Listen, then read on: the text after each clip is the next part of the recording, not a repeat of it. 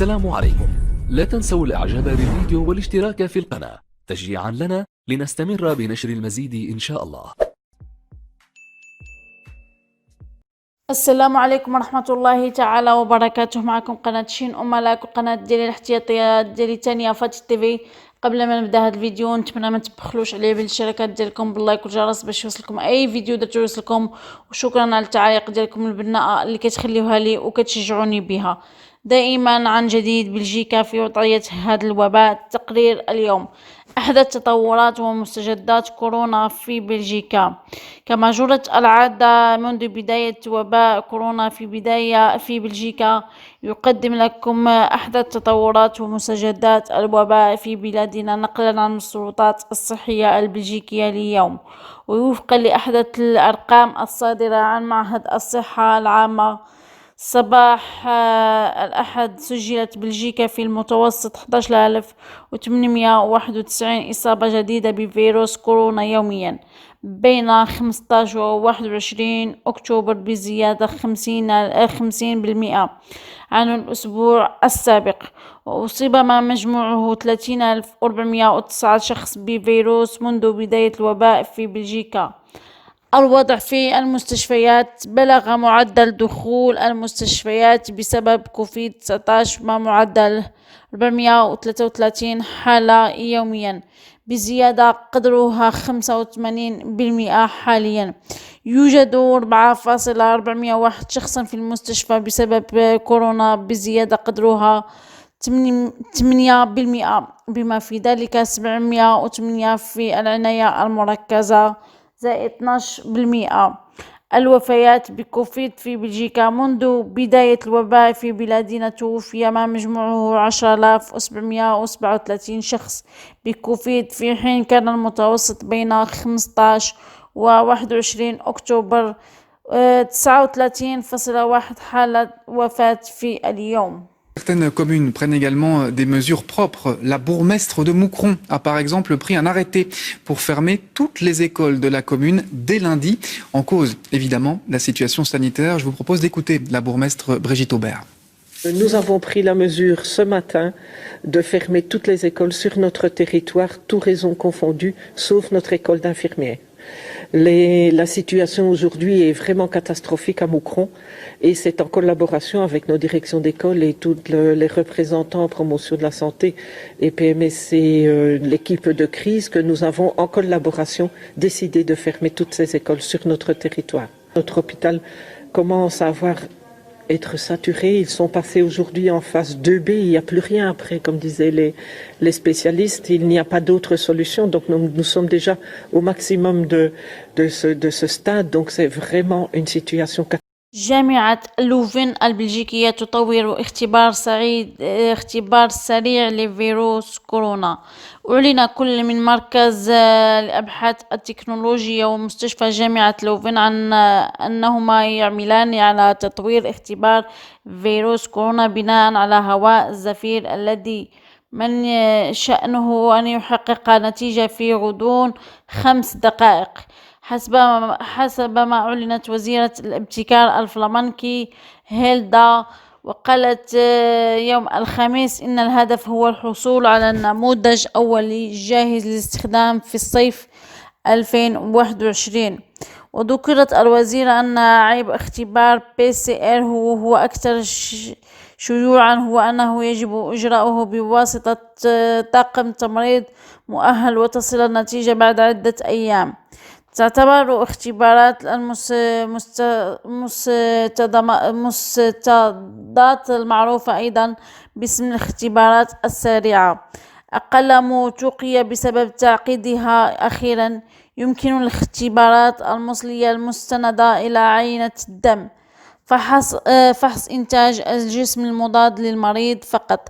ومن المفترض أن يؤكد الحل الذي تم تطويره في لوفن في أقل من 5 دقائق ما إذا كان الشخص حاملا لفيروس وما إذا كان أكثر أو أقل عرضة لنقله. وقال بيتر كبير المسؤولين التنفيذيين للأبحاث التكنولوجية في من المهم أيضا أن يسهل الوصول إلى الحل الذي نقدمه، فهو يستخدم جزئيا الفيروس في الجزيئات المائية المجهرية الموجودة في الهواء الزفير بكل شيء. أظهرت الأبحاث أن هذه الجسيمات هي طريق رئيسي لانتقال الفيروس. وأضاف: إذا كان الاختبار الذي نطوره يعطي نتائج جيدة، فإن اختبار قابلية انتقال الفيروس كوفيد سيكون أسهل بكثير وأسهل وعلى نطاق أوسع. ويتطلع مركز أيضا إلى المستقبل، حيث يرغب في أن يكون الاختبار قادرا على الاستجابة بسرعة ومرونة لانتشار الفيروسات والجراثيم الأخرى التي تنتشر عبر جزيئات الزفير مثل الإنفلونزا والسل. وقد أعلنت الوزيرة عن دم للمشروع يقدم ب2 مليون يورو. كما كتشوفوا خواتاتي هنايا في الجامعه ديال لوفن، يعني راهم يديروا اختبار يعني سريع لفيروس كورونا باش يعرفوا في الساعه الواحد باللي واش راه مصاب ولا ما راهش مصاب. لان في الاول كان يعني قالك خص داك الاختبار اللي كيديروا لك خص يكون واحد اللي مجهد فيه باش يدير لك اختبار باش يعرفوا واش فيك كورونا ولا ما فيكش كورونا. السلام عليكم ورحمة الله تعالى وبركاته. معكم قناة شين أملاك القناة ديالي الاحتياطية فاتي تيفي. قبل ما نبدا هاد الفيديو نتمنى ما تبخلوش عليا بالاشتراكات ديالكم باللايك والجرس باش يوصلكم اي فيديو درت يوصلكم، وشكرا على التعليق ديالكم البناءة اللي كتخليوها لي دائما. كوفيد 19 في بروكسل، تمديد حظر التجول وإغلاق تام لقطاع الثقافة والرياضة. أعلنت حكومة إقليم بروكسل اليوم السبت عن مجموعة واسعة من الإجراءات الصارمة التي تهدف إلى إبطال أو عكس اتجاه ارتفاع حالات الإصابة بفيروس كوفيد 19 في العاصمة. ووفقا لما أعلنه الرئيس الوزراء رودي، وكان من المتوقع أن يحضروا مركز أزمات بروكسل المكون من ممثلين عن الحكومة الإقليمية بالإضافة إلى 19 بلدية حد إقليم والونيا الذي أعلن بالأمس عن عدة إجراءات تتجاوز تلك التي أعلنتها اللجنة الاستشارية الأسبوع الماضي وهذا، والتي تغطي البلد كله في هذه الحالة. ذهبت بروكسل إلى أبعد مما اختارته والونيا، فلم تتطابق بروكسل مع تمديد والونيا لحظر التجول من منتصف الليل وحتى 5 صباحا، ولكن من 10 مساء وحتى 6 صباحا. غير أن قائمة بروكسل للتدابير السارية من يوم الاثنين حتى 19 نوفمبر لا تزال مستمرة. استعادة الالتزام بارتداء القناع في جميع الأوقات وفي جميع أنحاء المنطقة. يجب أن يكون العمل عن بعد إلزاميا حيثما كان ذلك ممكنا. وسيطلب من المفتشين الفيدراليين زيادة عمليات التفتيش للتأكد من تطبيق الإجراء. إغلاق جميع الأماكن الثقافية بما في ذلك المتاحف والمعارض والمسارح ودور السينما. إغلاق جميع المرافق الرياضية بما في ذلك الصالات الرياضية وملاعب التنس وحمامات السباحة. الأمر نفسه ينطبق على أماكن القمار، محلات المراهنات والكازينوهات والأورقة. يتم تعليق المسابقات الرياضية للهواة، ولكن يمكن للأطفال دون سن 12 عام للمشاركة في التدريب برفقة شخص بالغ يجب أن يحضرهم إلى الحدث. في نفس الوقت يتم إلغاء جميع الرحلات المدرسية بما في ذلك الرحلات التي تتم في الهواء الطلق. يجب إغلاق جميع المحلات التجارية في موعد أقصاه الساعة 8 ليلا، باستثناء المطاعم الوجبات الجاهزة والتي قد تظل مفتوحة حتى الساعة 10 ليلا، على الرغم من أن الموظفين والعملاء يجب أن يكونوا على دراية بحظر التجول. يجب على الأشخاص التسوق بمفردهم مع استثنائيين فقط ما لم يمكنوا برفقة قاصر يقل عن عمر 12 العام أو إذا كان برفقة شخص يحتاج إلى المساعدة. كما دعا فيرفورت العائلات إلى دعم التنظيم ومجموعات من الباب إلى الباب في عيد الهالوين الذي يصادف يوم السبت المقبل، حتى لو حدث ذلك قبل بدء حظر التجول. رحب عالم الأوبئة بالتدابير، مشيرا إلى 2 على وجه الخصوص سيكون لهما تأثير مفيد على مسار الوباء. وقال إن تمديد العمل عن بعد لن يقلل فقط من تأثير مكان العمل كموقع لانتشار الفيروس، بل سيقلل أيضا من العبء على وسائل النقل العام. بالإضافة إلى ذلك قال كان حظر التجول خطوة إيجابية بالإضافة إلى إغلاق جميع المحلات التجارية في الساعة 10 مساء. ومن شأن حظر التجول عام اعتبارا من الساعة 10 مساء كذلك أن يقلل من احتمال إقامة حفلات سرية سواء في الأماكن العامة مثل الحدائق أو في المكان الخاص. وقال فيرفورت لقد تم اتخاذ الإجراءات التي تم اتخاذها اليوم باجتماع تام، وأضاف على كل فرد أن يحد من تحركاته واتصالاته قدر الإمكان. كما سنواصل التركيز على زيادة الوعي وتوجيه السكان. نشهد تباطؤ طفيفا في زيادة معدلات التلوث في المنطقة، لكن الوضع لا يزال خطيرا للغاية.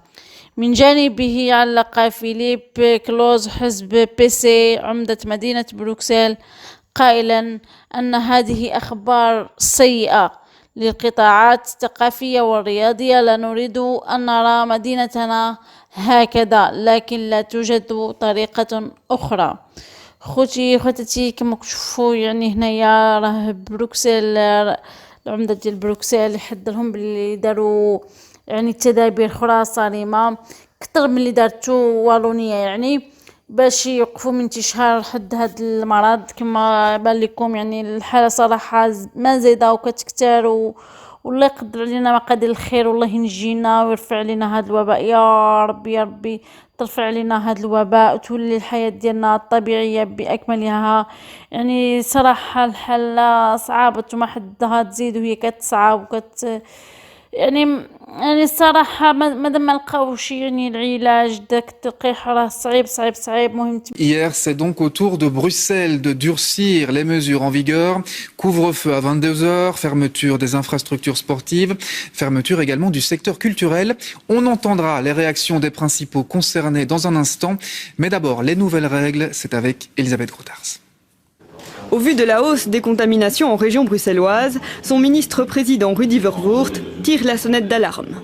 La situation, elle est très grave. C'est pourquoi une série de mesures entre en application dès ce lundi 24 octobre. Le couvre-feu d'abord est étendu comme en Wallonie de 22h à 6h du matin.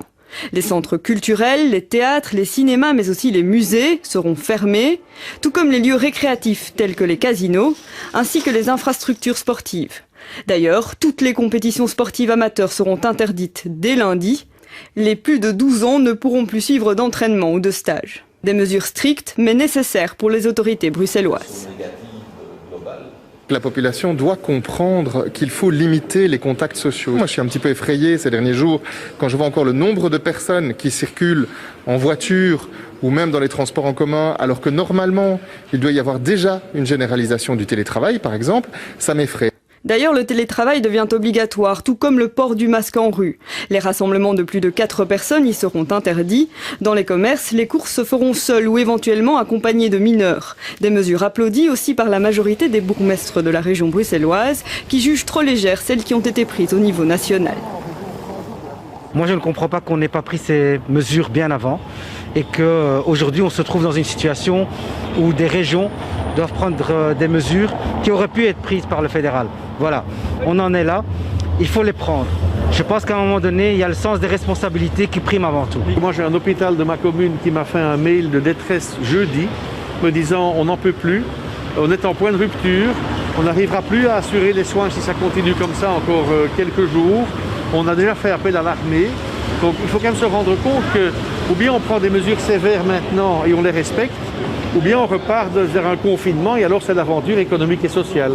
Les maisons de repos se limitent toujours à 2 visiteurs différents tous les 15 jours. 15 personnes maximum pourront assister aux cérémonies funéraires. Quant au mariage, les conjoints ne pourront avoir que les témoins comme invités.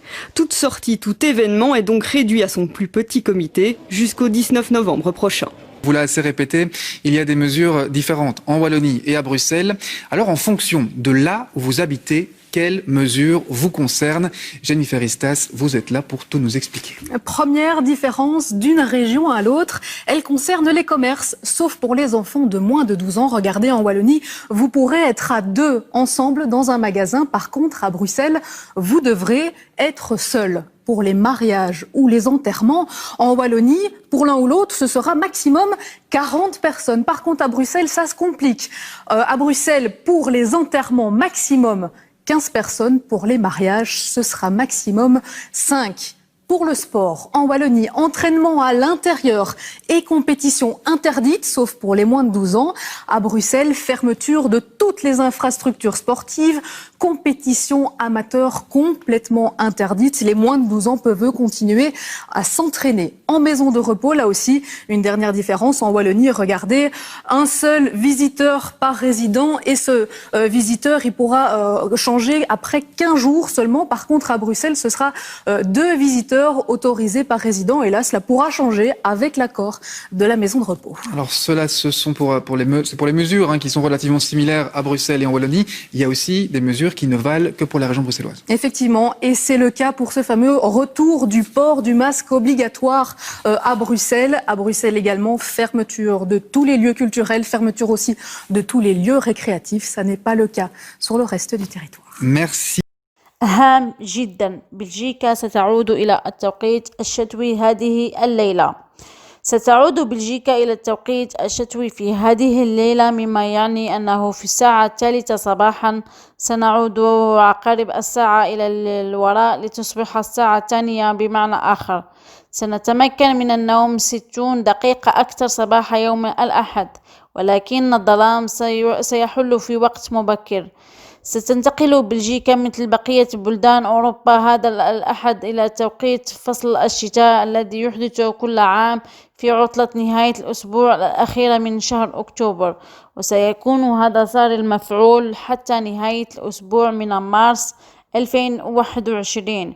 تذكير: بعد إجراء مشاورة عامة أوسط المفوضية الأوروبية في سبتمبر 2018 بإلغاء التغيير الموسمي للتوقيت بحلول عام 2019، ومع ذلك اعتبرت كل من الدول الأعضاء وبرلمان أن هذا الموعد النهائي قصير جدا، مما يؤجل انتهاء تغيير الوقت في الاتحاد الأوروبي حتى عام 2021، في حين يترك لكل دولة حرية خيار البقاء في الوقت الشتوي أو الوقت الصيفي.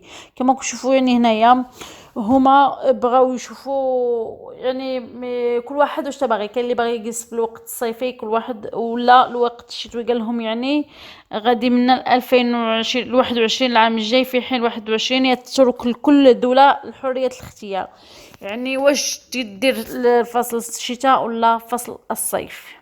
نتمنى الفيديو ينال الاعجاب ديالكم، ونتمنى ما تبخلوش عليا بالاشتراكات ديالكم باللايك والجرس باش يوصلكم اي فيديو درت يوصلكم. وشكرا على التعليق ديالكم البناءه، ونتمنى تمشيو للقناه ديال الاحتياطيه فاتي تيفي. غادي نخلي لكم الرابط ديالها في صندوق الوصف وفي التعليق المثبت باش تمشيو تزوروني فيها وتهجموا فيها وتدعموني وتشتركوا عندي وتبارطاجيوها باش تشجعوني فيها. يلا نخليكم حتى الفيديو الجاي ان شاء الله. بسلامه.